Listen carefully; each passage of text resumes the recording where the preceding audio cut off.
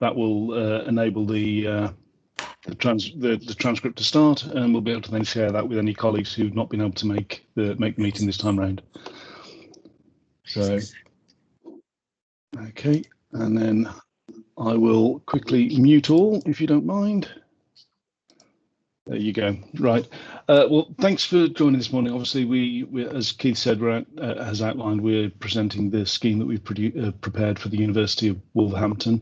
It's their National Brownfield Institute, which will be the home for state-of-the-art research and innovation, and it'll feature commercial testing facilities and lab space. We'll go through in a bit more detail when we do the walkthrough exactly how that will be delivered. It's also designed to be the home to a National Policy Institute to inform and guide future strategy and development around brownfield regeneration. And hopefully then will be a repository for all specialist advice on dealing with contaminated land, repurposing buildings and sites. The whole development has been directly supported by a number of parties. Sorry, technical issues. It doesn't seem to be going through. I've probably skipped through about too many slides there. Right. So the project itself is a collaboration between the University of Wolverhampton, the City of Wolverhampton Council, the Black Country LEP, and the West Midlands Combined Authority. It's designed to directly support the regeneration within the Black Country and the West Midlands initially, and support delivery of over 215,000 new homes by 2030. It's had mayoral support, and it should be therefore an extremely useful building and a resource for the construction industry, both nationally and internationally, as a central centre for all knowledge around brownfield research. So the project vision was to create a world-class brownfield regeneration industry cluster with multi-sector partnerships, so picking up all industry components, as well as supporting the university itself and the Black Country LEP and the West Midlands Combined Authority and the vision there. The catalyst for development was the Get Britain Building Fund, and the initial application was around 17.5 million, but what was agreed and delivered was a budget to build of 14.875 million. And that was defined to deliver a 1,900 square metre gross internal area building to be able to deliver the laboratory and facilities that were required a 70% efficiency, and had some very key gateway spend profile requirements in terms of meeting the funding requirements. Now, the brownfield, the project background was an extremely aggressive build. It needed to be shovel ready in a very short space of time to meet the funding criteria, and prior to agreement to the funding agreement and signing up to it.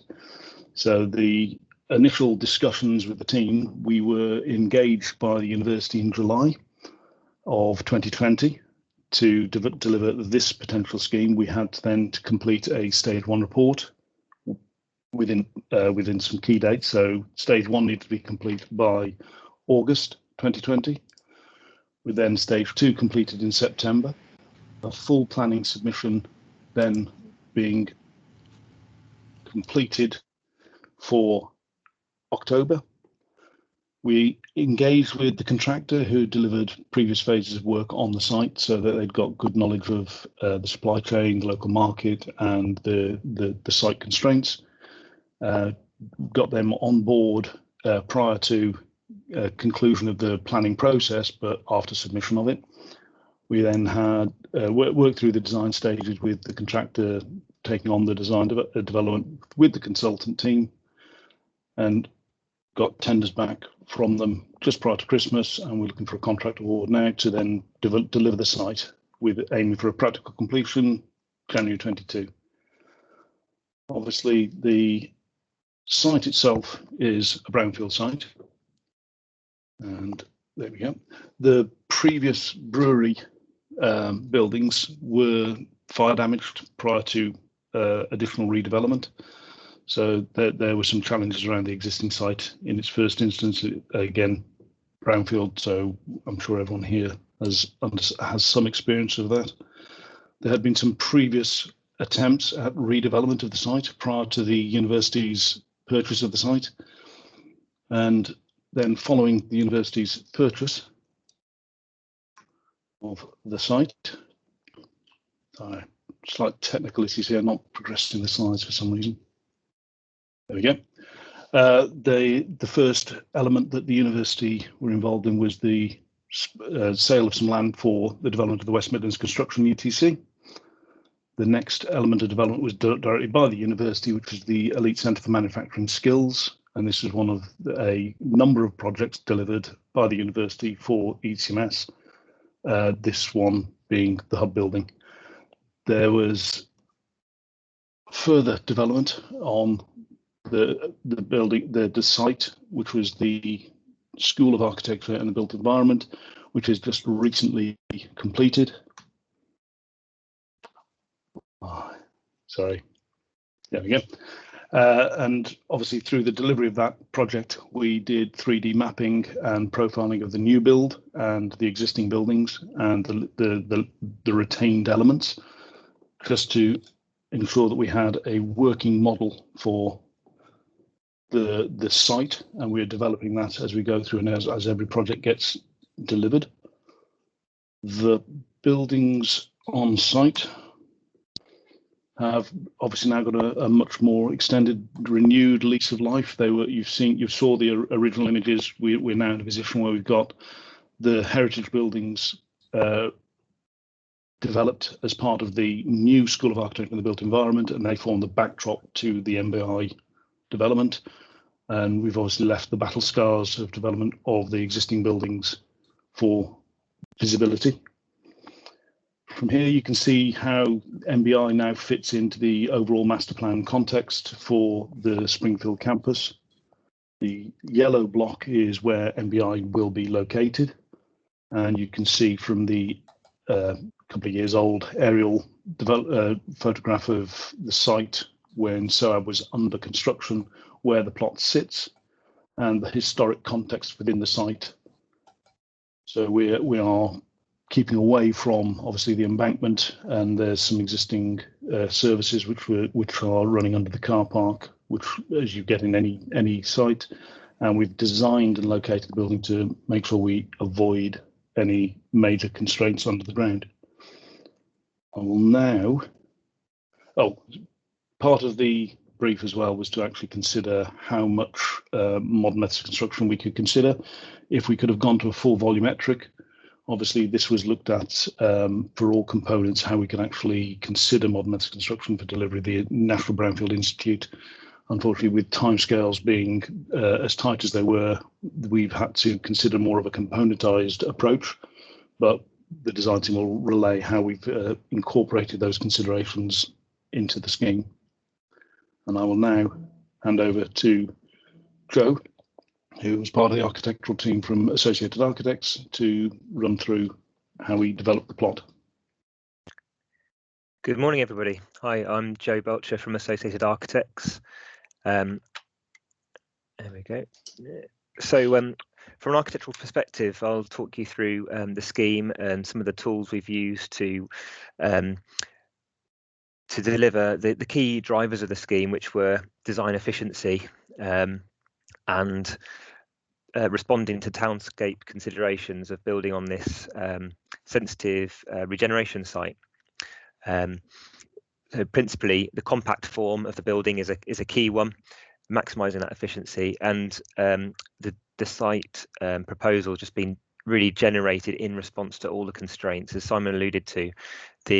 The elevated railway on the viaduct at the bottom of the page there, you see, forms the back wall of the site. There's a no build zone with an offset off that, with HV cables running through, so that forms the natural place for the strip of car parking at the back of the site.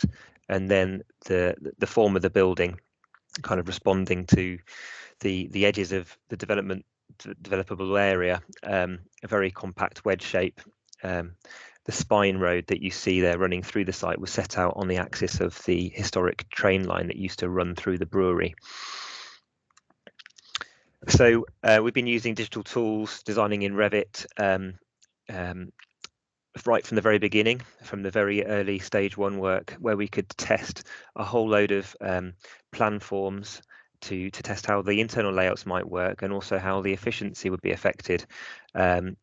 And you can see sometimes we were considering volumetric kind of solutions which might be able to be carried through, and moving through to something more like what we've ended up with at option 4. Another thing we've been able to do is using the model to have this real-time analysis of the areas that we're delivering. So we've always got this constant view on what the efficiency of the plan actually is, and with that being a key driver. And as we alluded to, the positioning of the building on the site has been fine-tuned to clear cables and the like on all sides of the building, and also, as we'll talk later on, the setting of the actual level of the building in elevation to respond to the below ground constraints as well. So we run through a whole load of options very quickly through the beginning of the process, testing these townscape issues. Where should the entrance be? How are we going to draw people through the site? What are the views from different angles? And we've arrived at a solution, a design resolution that you see on the screen here. It's a 2-story building with a plant screen area at one end, which is elevated to help express the entrance. That entrance position draws people down into further into the site where there'll be future development going on. Just to mention, with all digital design, the healthy outcomes, reliable information relies on there being a healthy model. So there's a real danger that the model becomes neglected or fat with too much leftover residual information and poorly modelled elements. It's really key to avoid that, and just flick through these images which show different disciplines all working together, which has been really key to the coordination, rapid coordination and development of this scheme. Also all done through the COVID situation as well, which has meant for the vast majority of the time, everyone in the team has been working remotely.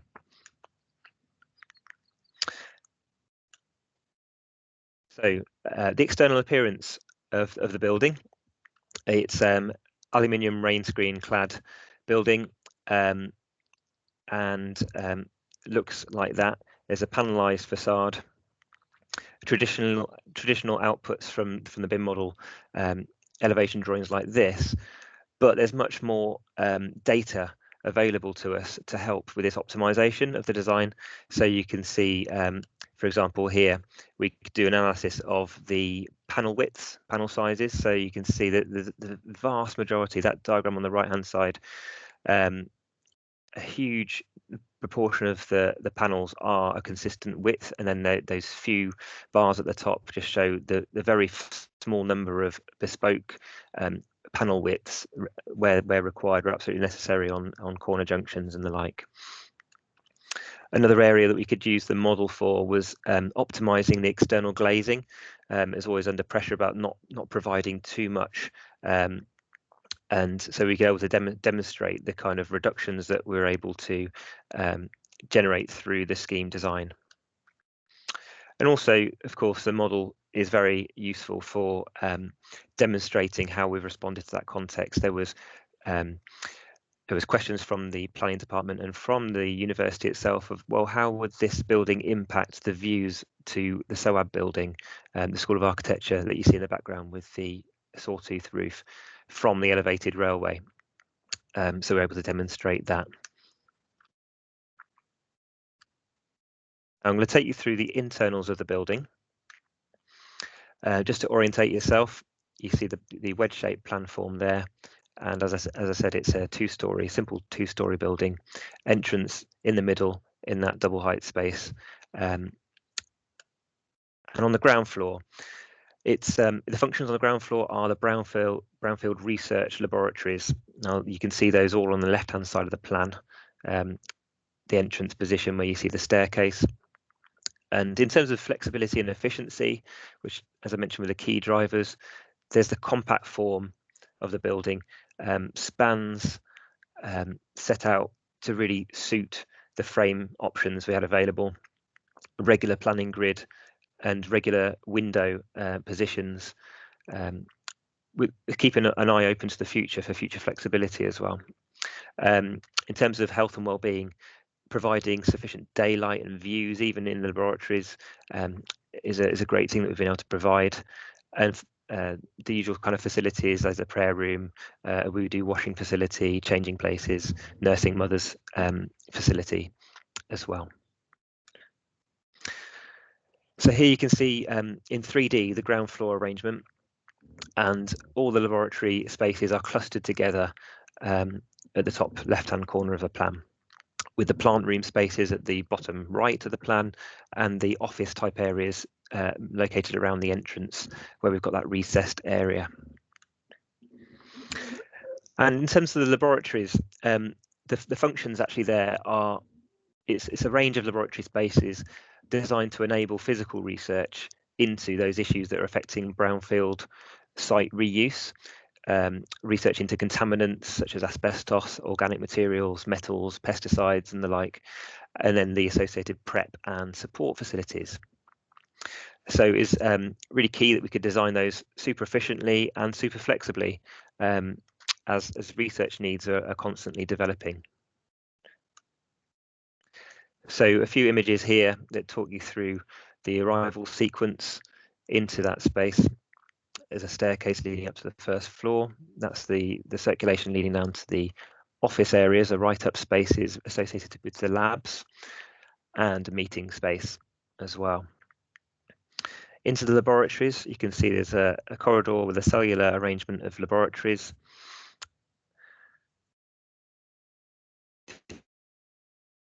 Different lab spaces could be provided to suit particular different research, and those could be modified through time without affecting other research that might be ongoing in other spaces. So here you can see the laboratory fit out model. We've got a really detailed model of the lab furniture, and this has been really helpful for coordination in terms of the structure, the vibration performance of the slab, and the integration of services. As well, we can generate this output from the 3D model, demonstrating the quantities of all the lab fittings and link that back to the MBS specification. So there's a real comprehensive set of information for stakeholders and contractor to review. And also, as we were designing, we had this real-time view of, well, what are the design changes affecting in terms of what's this doing to the linear meterage of bench and worktop, or the shelving, or the area of space that's being provided. If you move up to the first floor, the functions here are it's a digitally enabled collaborative work area for this research, collaborative research into the reuse of brownfield sites. It's a free-flowing space, open plan largely, with a kind of Google Office kind of feel. Was the brief. The centerpiece of this is an igloo, which is a 360-degree immersive environment. And I'm not sure if one of the client leads is around to talk through the particular use of that space. Arif, are you available? Yeah. Great. Over to you. Well, so basically, one of the digital assets that we have created as part of our BRIC project, which is going to merge into this NBI, is a database of all the brownfield sites, and we have combined that database with lots of other databases. So we have National Geological Survey, we have Google Maps. That's part of that database, and things like coal authority databases. So there are several databases that are on top of each other. What we wanted was for people to be able to identify a site and take virtual walkthroughs of that entire site. And in order to do that, we created this igloo, which is an immersive space. So basically, imagine you are doing a project. Instead of all the team members going to the site, you come here, you take virtual walkthrough of the entire site, and then you identify, what you want to do with the site. You see what the project would be, you see what the constraints would be from all the stakeholders' perspective. So this is just a display, and on the back end, we will also have the database. At the moment, we have the database of all the sites in Black Country. We want to have a nationwide database, and that is going to go into this digital space here as well. So eventually, once we start getting collaboration from all the councils, you would be able to identify any brownfield site in the country, take a virtual walkthrough, make decisions, look at where if there are any coal mining shafts, look at any borehole data from National Geological Survey, look at, we are talking to, there is this National Association of Subsurface Utilities, something like that. It's a very complex name, but basically they keep track of all the drain pipes and wiring of all sorts beneath the surface in the country. So we are talking to them as well to see if they will lend us their database as well to be part of this. So it would be quite a comprehensive database that we will have as part of our digital asset. And this space is going to create that group space for all the stakeholders to come around, see a site and make decisions. Now, outside this would be further discussion spaces. So they can view it, come out, make decisions, talk in teams, have breakout sessions, and then design that entire site. So this could be a fully, working area, working space, group working space for teams who are looking to design brownfield sites. So that's it. Joe, back to you. Thank you, Arif. That's really helpful. So here's a view looking out towards the rest of the site from the space just outside of that igloo. There's a large meeting room, boardroom style. And then on the other side of the plan, there's further collaborative research space here with refreshment stations, seminar space, suite of meeting rooms, and some permanent workstations as well for the staff that are permanently based in this building.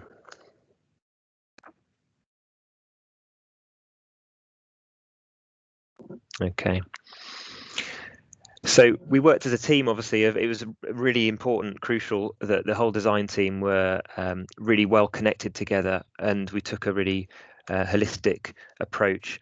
So here you can see the architectural model with everything built in, 2,700 components in there, the structural model with the services and without the services on their own, and back here to the civils and structural model. Over to Dan, who's the structural and civil lead on the project, to talk us through some of those considerations.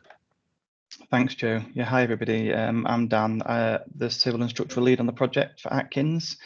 Hopefully you can see me okay. I've got some rather dramatic lighting going on here, but yeah. So we worked really closely as a design team, as Joe said. We had an unprecedented time scale to get to site, and it just wouldn't have been possible without using kind of BIM methods of design and the close collaboration and digital tools that were available to us. So I'm just going to talk really briefly about the kind of civil and structural approach to the design. It's hopefully going to be quite a straightforward section. The idea was to kind of keep the design as efficient and streamlined as possible, and so that should hopefully be reflected in the length of my presentation. But yeah, starting with the civils design. The drainage scheme was developed in line with the existing site-wide infrastructure that was installed as part of the master plan development. So kind of site-wide drainage was installed a few years ago, and we were kind of connecting into that, so that was fairly straightforward. But what we did do was we carried out a site-wide assessment to optimize the attenuation that was required on the site. Obviously the development eventually connects into the main surface water system, and so there's a limited flow, and therefore attenuation was almost certainly going to be required, but we wanted to optimize that, and our drainage team carried out they almost reverse engineered the drainage on the site to optimize and minimize the amount of attenuation that was required, whilst also maximizing the developable area of future plots, which was very important. We didn't want to minimize the attenuation on our plot, but then push the problem down the road for future developments for the university. Another feature of the civil design worth mentioning is permeable paving has been utilized within the car park to provide a level of water treatment. So SUDS, if you've heard of that, sustainable urban drainage systems, and it also further minimizes the attenuation. And another important aspect of the permeable paving was that it minimized excavation in the vicinity of some of the HV cables that Joe mentioned earlier in the car park area. So the civils team worked really closely with the Atkins landscape architecture team to optimize the level of the building, to minimize the amount of dig required and the amount of material that would need to be exported from the site, whilst also kind of providing workable falls and slopes for users and soil stability to negate the need for retaining structures. So we've got no retaining structures on the site, and that all came about through kind of this really close collaboration between civils, landscape architecture, and all the other disciplines as well. So we actually created a 3D surface model, which allowed us to then further optimize the structural design by ensuring that anything that was supposed to be buried was buried, but minimizing the depth of those elements to minimize the amount of excavation required. So that kind of sums up the civil aspect, and then that kind of talking about the foundations, I'll go into the kind of structural design now. So with it being a brownfield site and kind of being you know, lots of demolition and rework in the past, unsurprisingly that there was a very thick level of layer of made ground on site, you know, 3 meters deep, and then beyond that the natural shallow ground was quite variable. So we've you know, it just wouldn't have been economical to kind of dig 3 meters down and try and make use of a spread foundation. So we've got a piled solution and a suspended ground slab to combat the weak made ground. And as I mentioned, you know, the level of the pile caps and the ground beams has been optimized. As you can see in this image here, you can see the steps in the ground beams. It's not all the same level everywhere, which would have been a lot easier to design and detail. But you know, we've really optimized that to ensure that it reflects the external ground levels and minimizes the amount of material and excavation required. So then moving on to the superstructure then, as Simon mentioned at the start of the presentation, a huge driver on this project was getting to site quickly in order to meet those funding requirements. So this had quite a large impact on the structural solution. There was a large appetite to showcase kind of modern methods of construction on the project, such as modular construction and things like that. And as keen as we were to exploit those and showcase those, it was also important to us as a design team not to crowbar them into the project just for the sake of it. And you know, projects are driven by different things, and on this project, you know, program really was king. So whilst modular methods of construction can save you a lot of time once you get to site, they don't necessarily get you there very quickly.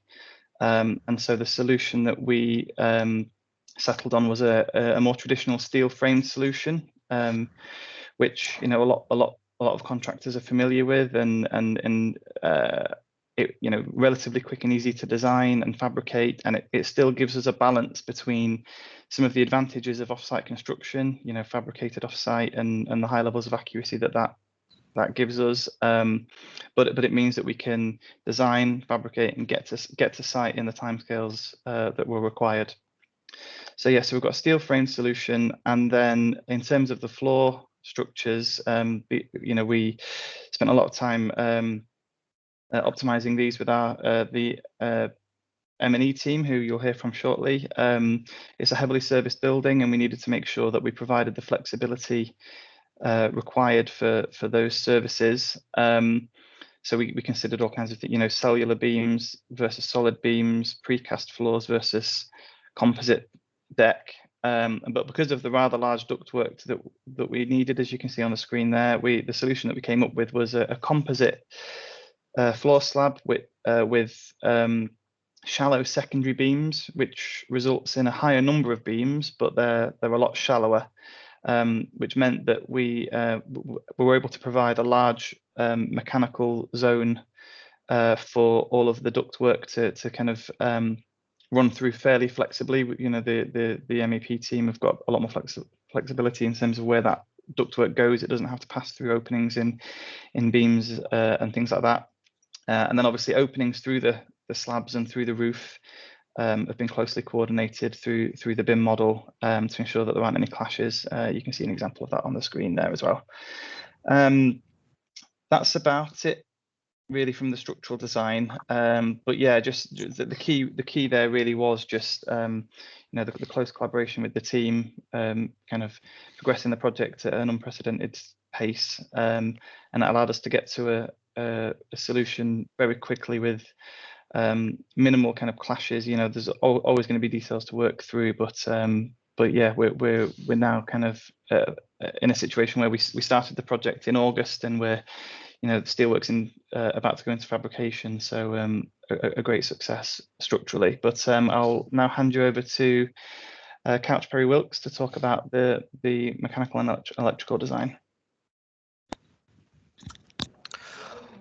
Hi guys, just as a way of introduction, my name's Sam Smith from Couch Perry Wilkes, and I'm a building services engineer involved with this project, the MBI project at the University of Wolverhampton. So what I want to just talk through really is some of the key sustainability and innovation ideas and the way we've moved and progressed through the project. I think so. This is our first slide that we want to talk about, and hopefully, what you can see from here is that this shows our incoming services.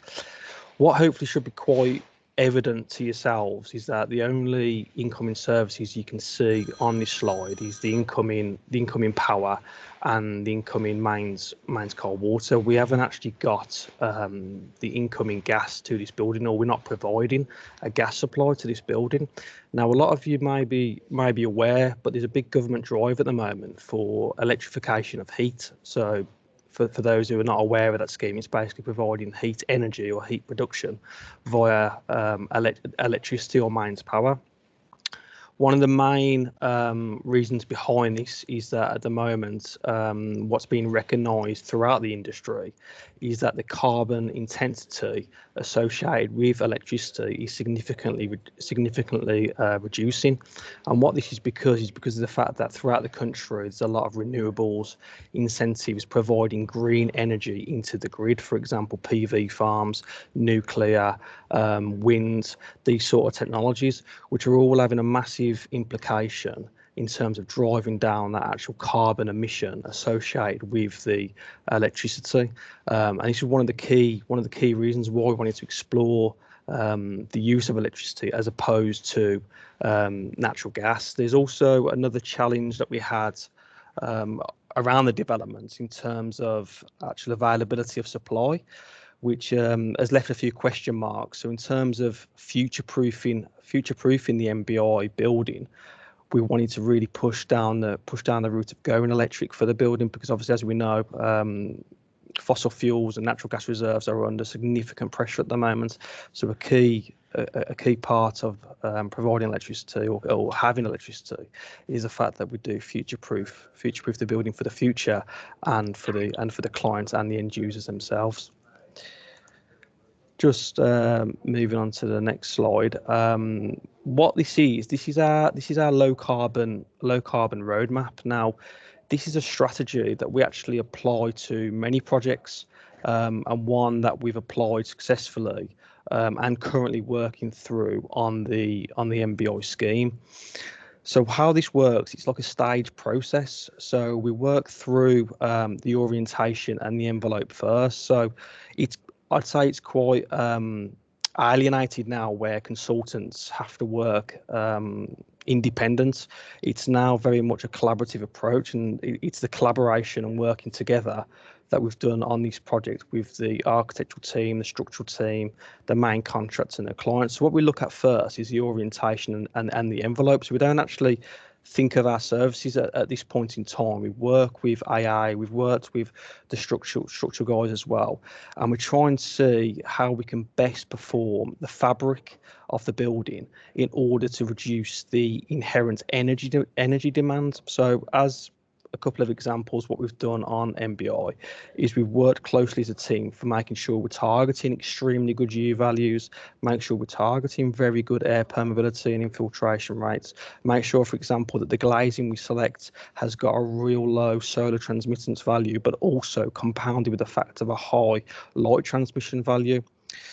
What that means for us as service engineers, that if we can work collaboratively as a team, when we actually then come to do our load profile and our load analysis in order to determine how much energy we need to provide to the building, that's significantly reduced because we've taken a fabric first approach in order to use the fabric itself primarily as the first port of call to modify the comfort or provide the necessary comfort required to the internal environment.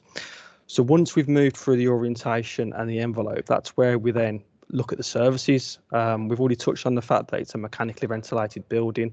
We're using air source heat pump technology in the building, but what we're trying to drive is the fact that the services that we use in the building are the most efficient services that we can provide. So some examples that we've got at MBI is we've got, for example, LED lighting. We've got mechanical ventilation systems which are low specific fan power, which basically means that we're providing more fresh air but consuming less energy. So ultimately, we're able to achieve that comfort criteria by driving down that energy demand.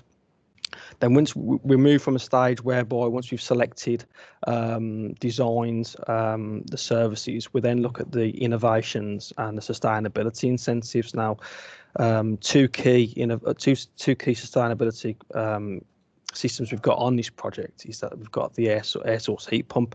So we're using air source heat pump or the air source heat pump technology to do two things. One is to provide the heating and cooling throughout the building, and the second thing, as a byproduct, what we're doing is to provide the domestic hot water generation. The benefit of air source heat pump, again, going back to and leaning on the point of efficiency, is that it gives us a very good coefficient of performance. I'm sure a lot of people are aware of what that means, but just as a brief overview, what it means, for example, for every 1 kilowatt of energy we're putting in, we're getting approximately 3 to 4 kilowatts of useful energy out of that system. And then finally, we've got a PV array on the building as well to help us create renewable green energy into the building. And what was key with regards to the PV is the fact that Wolverhampton City Council, along with the client themselves, they recognise the importance of providing the renewable energy system because there was planning documentation that we had to comply with. So that was basically our low carbon roadmap and our step process that we work through when working on any scheme. This is now quite specific to the MBI project and where some of these ideas are actually shown. Now I know as Joe and Dan have just mentioned that we have a rooftop plant room which contains the vast majority of our services. So up here is where we contain the ventilation plants, the PV and the air source heat pumps. Just one thing I wanted just to continue with the PV is the fact that going back to the policy from the council, which we very much brought into the idea as well, is the fact that they recognise the fact that they wanted 10% of the regulated energy demand of the building. They wanted provided via renewable energy, which we use in the PV. So that what that meant for ourselves as service engineers, we had to do detailed calculations and modelling to understand what the regulated energy demand is of the building, and then subsequently what that meant in terms of PV quantity, area, location, and also efficiency.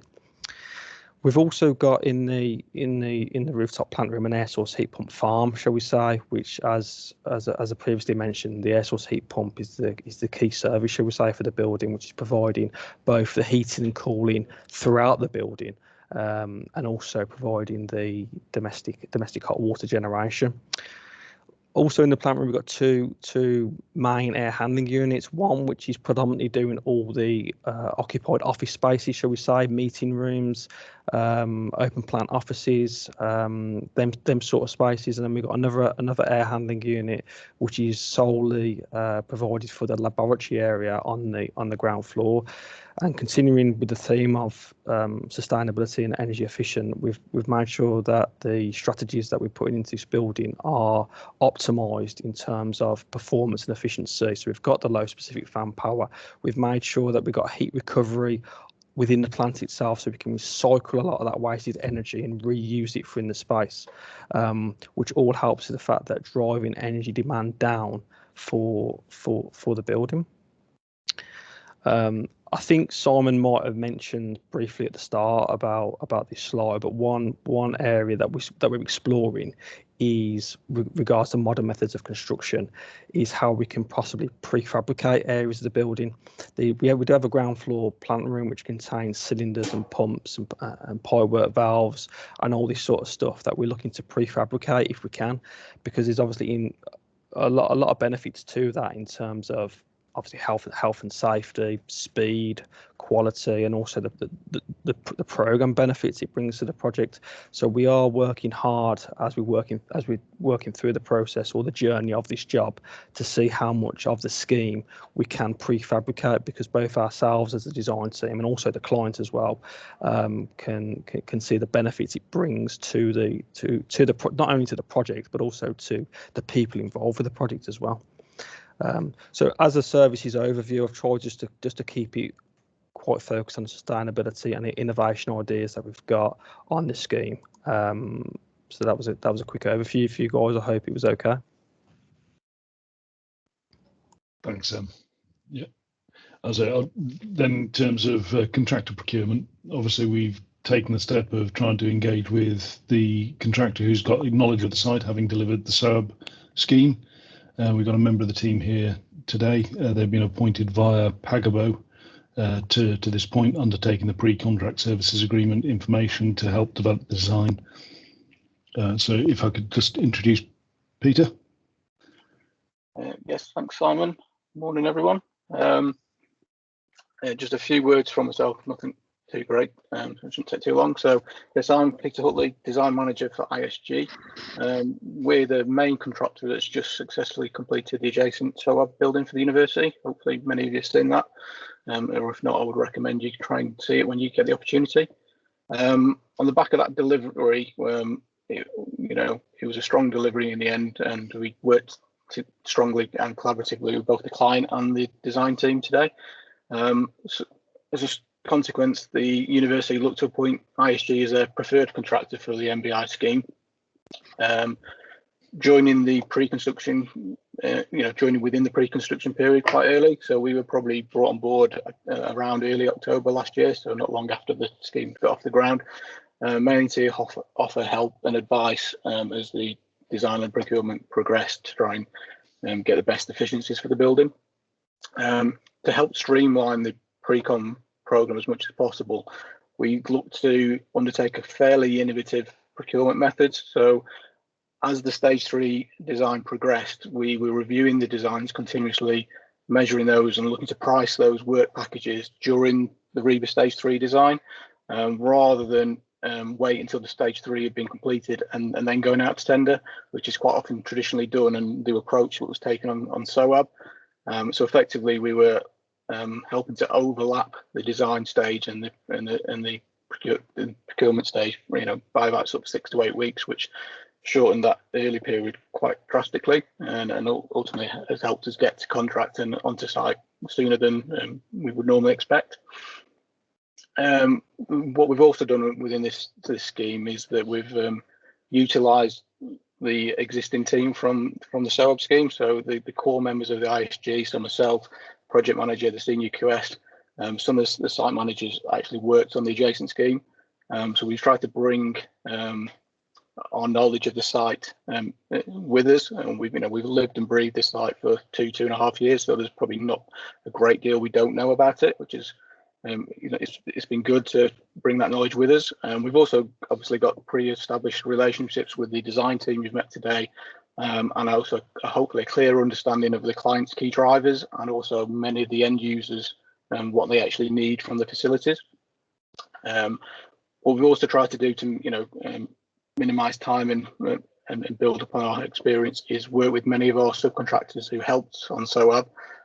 They've worked with us to not only price the project quickly and also help feedback any VE options back into the scheme, many of which have been taken where appropriate.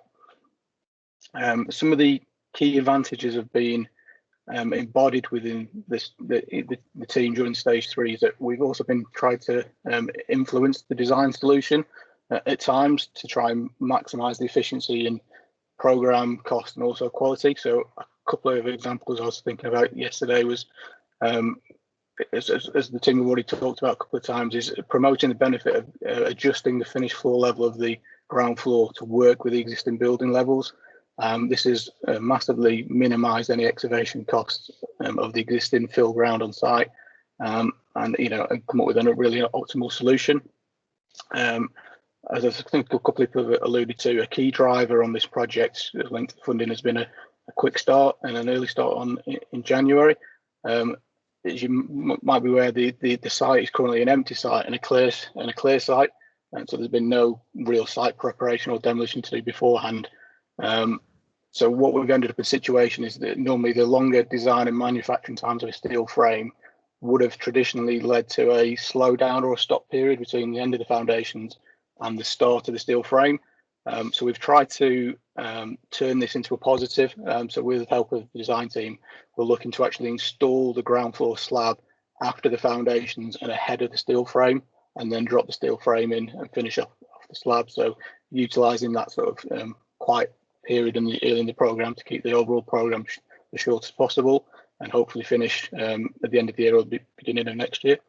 We've also tried to bring some lessons learned from SOAB.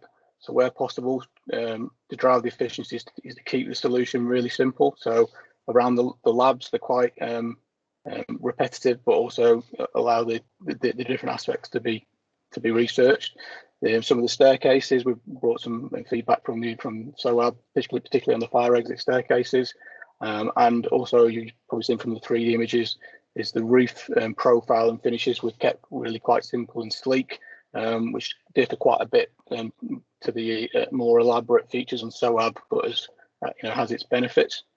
In short, that's probably about it. I'd just like to say that this wouldn't have been possible without the collaborative approach from both the design team we heard from today and all the client side representatives, and hopefully we look forward to working with them all on this project over the next year for another successful delivery of the next Springfield building. That's about it. So I think I've passed back to Simon, I think. Yeah, no, great. Thank you very much, Peter. Yeah, I was just going to highlight, obviously, the full collaborative team approach, the one team working very closely with the client, with the planners, and the contractor there. It's been the only way we could have delivered to the timeframes that we have, and to be able to meet all of the client requirements. I've seen that there is one question that's been raised in the chat, which was from Professor Michael Fuller.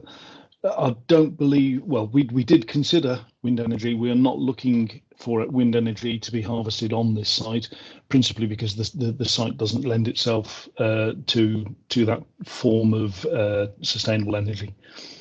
But thank you very much. I'll just turn the recording off, and we can take any questions. If we can hand to Keith to coordinate any questions that maybe want to bring on.